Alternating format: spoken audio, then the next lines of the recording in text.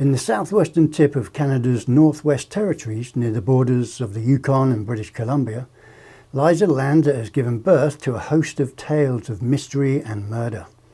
It is a land of superstition where evil spirits are said to hold sway, where a band of pygmy headhunters, led by a white woman, terrorise the rugged country, where a semi-tropical valley exists in this sub-Arctic country, and where lost gold mines tantalise the dreamer and the adventurer. But before we get into today's instalment, I'd like to ask that you give a weighty backhander to that subscribe button and tickle that notifications bell. And by doing so, you'll be updated as and when new content, whether that be tales of true crimes, cold cases, alien abductions, or just simply unexplained mysteries told in story form, are uploaded by yours truly. And so without further ado, let's get into the deadly mysteries of the Nahanni National Park, a land of lost gold and headless bodies, here on the flip side.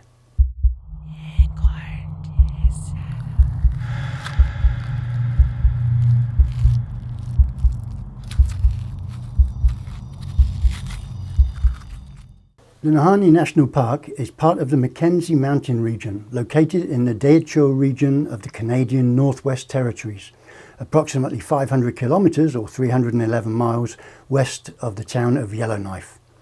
The word Nahanni comes from the language of the indigenous Dene people that have inhabited the region for millennia, and it means the people over there. Now this phrase, the people over there, is in reference to a tribe of mountain-dwelling people known as the Naha. Now this little-known tribe were once known to raid lowland settlements before mysteriously vanishing into the rugged landscape. It's often suggested that this particular tribe were the early ancestors of the tribe that we know now today as the Navajo. Now at roughly 11,000 square miles, the park is designated as a UNESCO World Heritage Site. It's a location that is undeniably full of breathtaking natural wonder and beauty, featuring majestic peaks and meandering trails. It's dotted with geysers, sinkholes, deep canyons, caves, gorges and pristine forests. Now within these stunning vistas lies Virginia Falls, a magnificent giant of a waterfall that crashes some 96 metres or 315 feet into the roiling water below. Now these falls are twice as high as the world famous Niagara Falls. Meandering through the valley is the South Nahanni River, which carves a scenic path through the park and features 4 very steep towering canyons along its course. Eerily, some of these canyons also feature caves at quite significant heights along their elevated faces. Questions abound. Were they man-made, or did anything ever live there? Now with almost no footholds or viable or visible access to these caves, how, if anything had lived there, how was access gained? The South Nahanni River's course takes it over waterfalls, through deep gorges and across natural hot springs, including an area of boiling whirlpools known as Hell's Gate, before ending its journey with a thunderous crescendo as it cascades over Virginia Falls. Now along the river's path there are areas permeated with warm air that never freezes. These fabled areas are home to lush, almost tropical worlds, full of atypical plants for the region, such as ferns, wild cherries and roses, which together form an oasis of green surrounded by frigid snow and ice in the winter. The river is the centrepiece of the valley, and it's the destination for most modern-day tourists and adventurers who enter the Nahanni National Park. Activities include trekking, canoeing and whitewater river rafting along its challenging and treacherous rapids, all while surrounded by awe-inspiring scenery and rugged wilderness. The Nahanni National Park has managed to remain relatively pristine, untouched and for the large part unexplored, due to a lack of any tourist accommodations and no roads leading into its untamed heart. The remote park is only accessible by boat, plane or foot.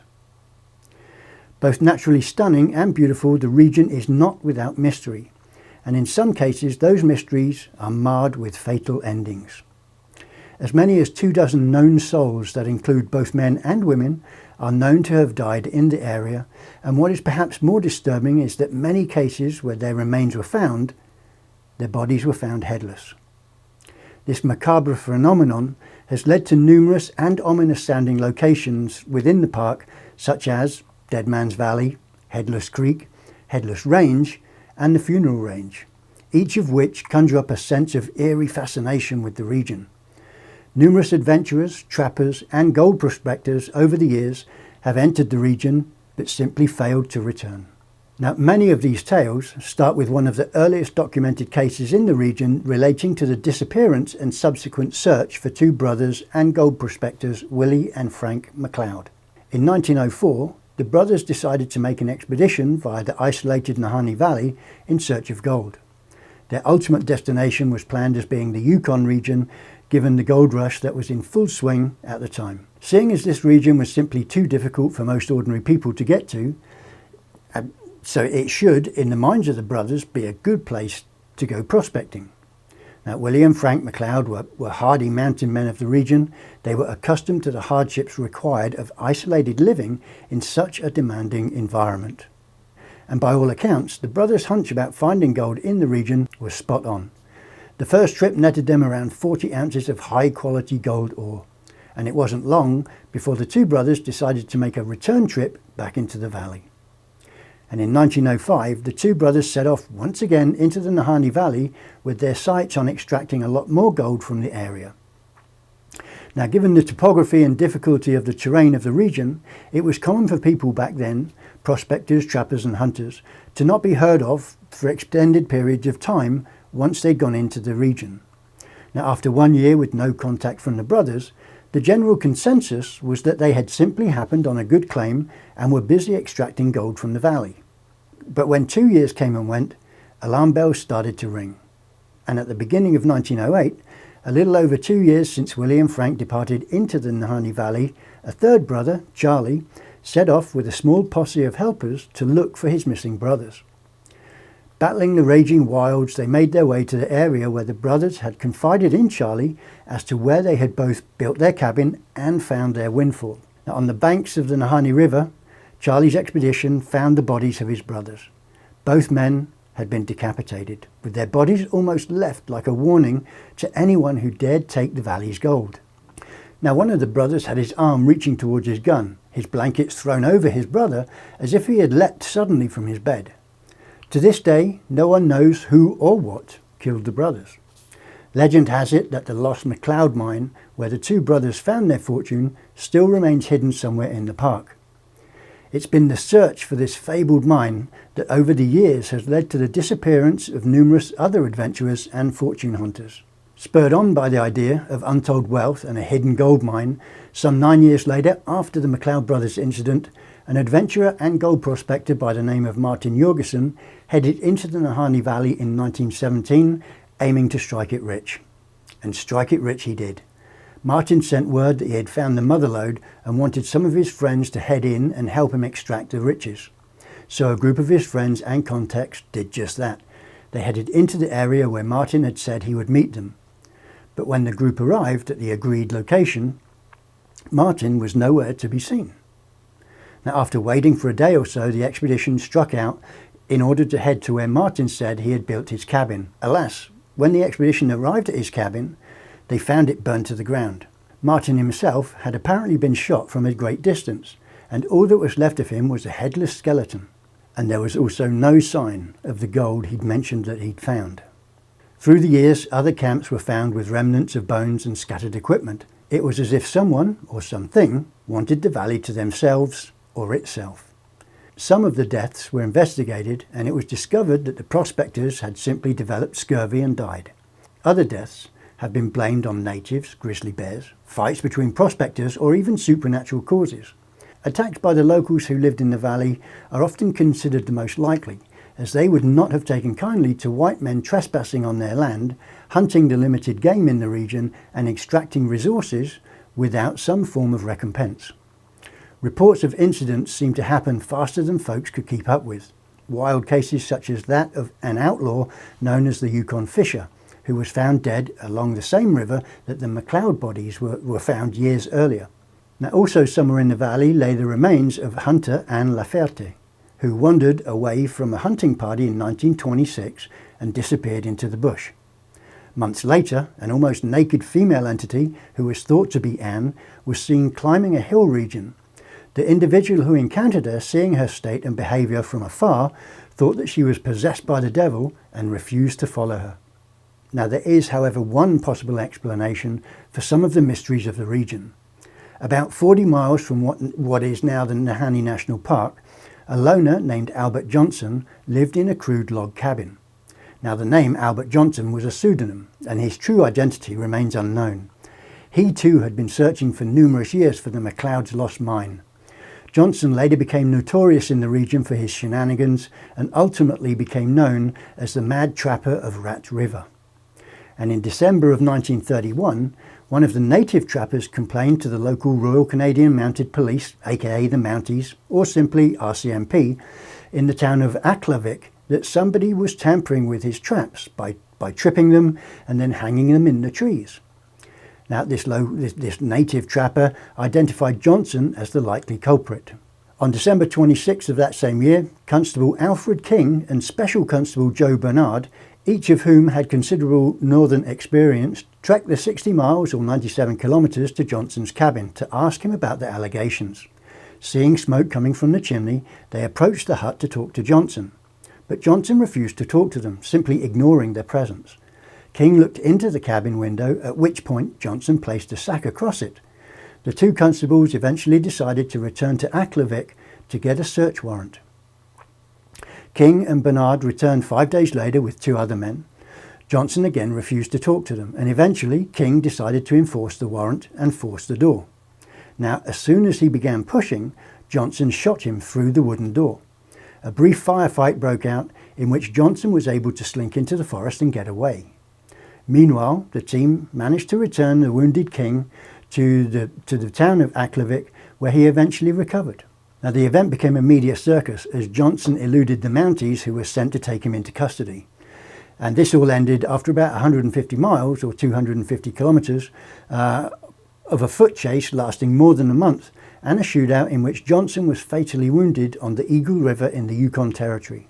Now, in his possession were found some gold teeth that many people suggested that Johnson had extracted from the mouths of prospectors that had subsequently been found dead in Headless Valley.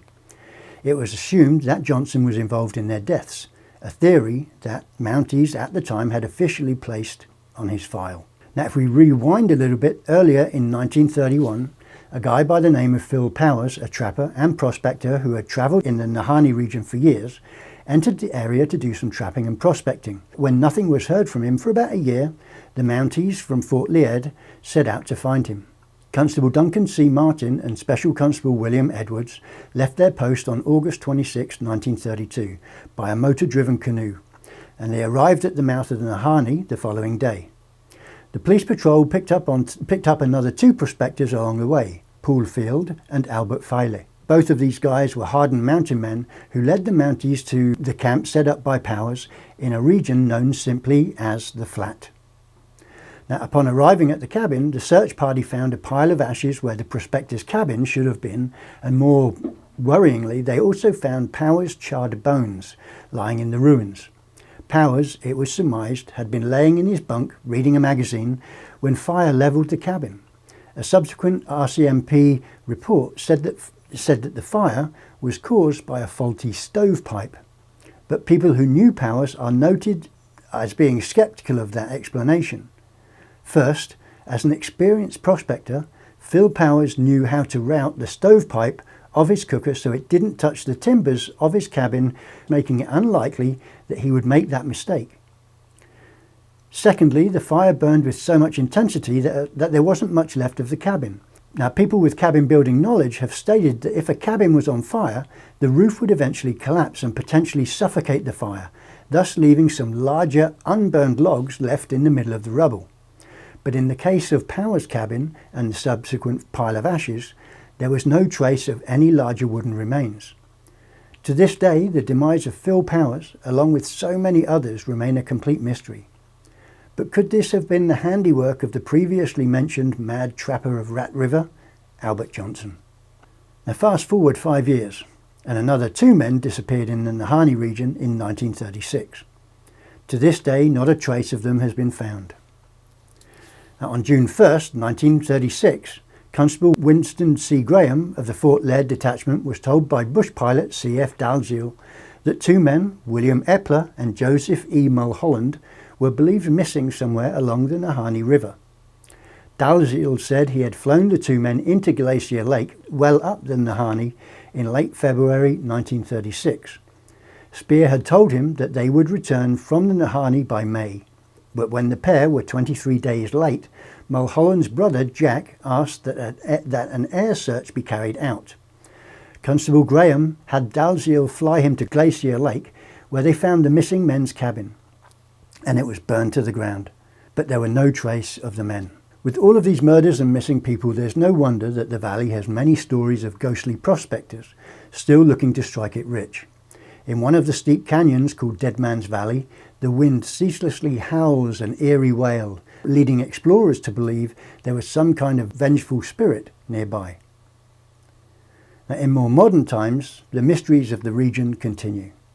On June 12, 2005, David Horsey, aged 60, and Frederick Hardesty went to a cabin owned by bushman and trapper Rod Gunderson.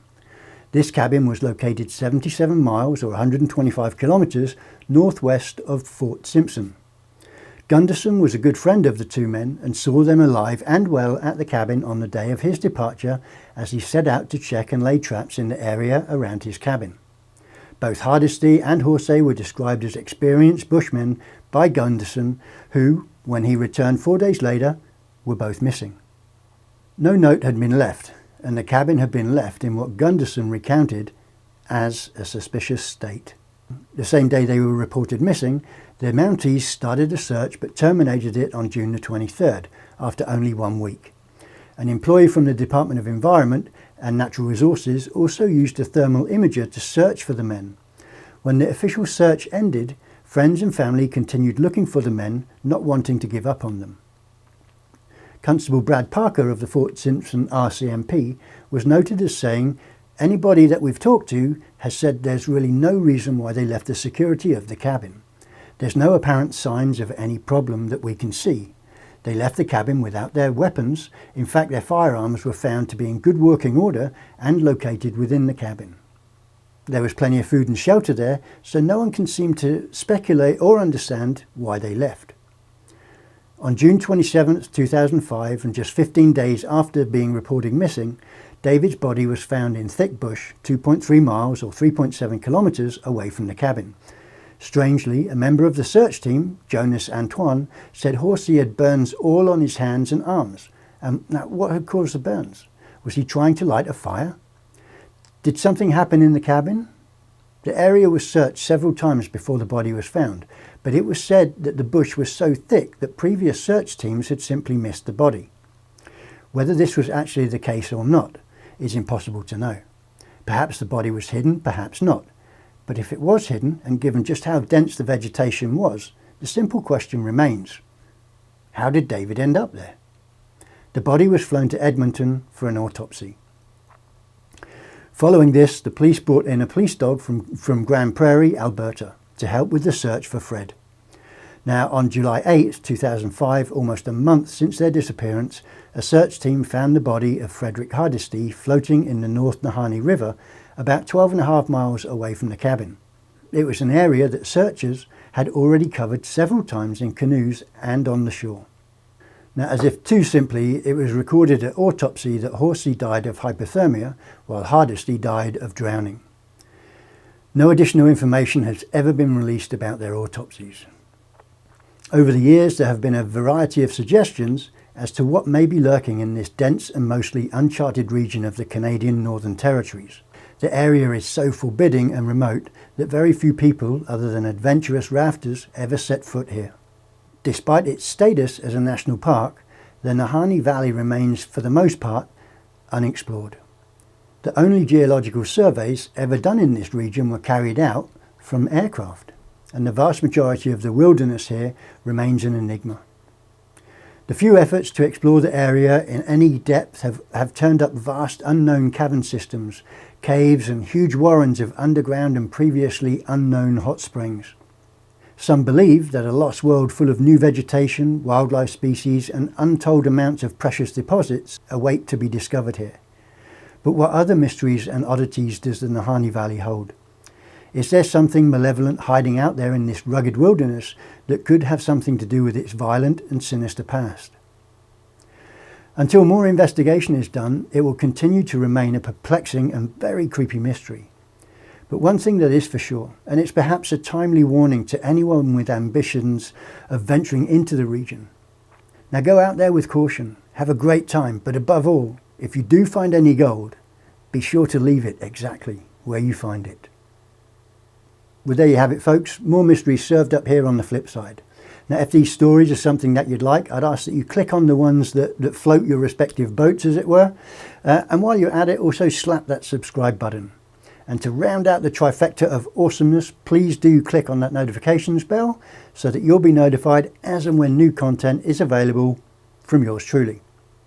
Now, that new content could be tales about true crimes, cold cases, alien encounters, or unexplained mysteries such as this. But you can rest assured that it will be served up with a fair-sized portion of creepiness. So please, until the next time, folks, take care, stay safe, stay healthy, and I'll catch you all again very soon, right here on the flip side.